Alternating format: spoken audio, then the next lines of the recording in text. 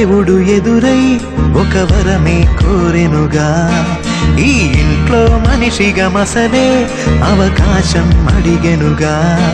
అలుపేరాని కేరింతలు తను మురిసి, మరుపేలేని ఈ మమతలు రుచి తెలిసి, మన రాగాలలో అనురాగాలలో తను కూడా మనలాగే మురిసి.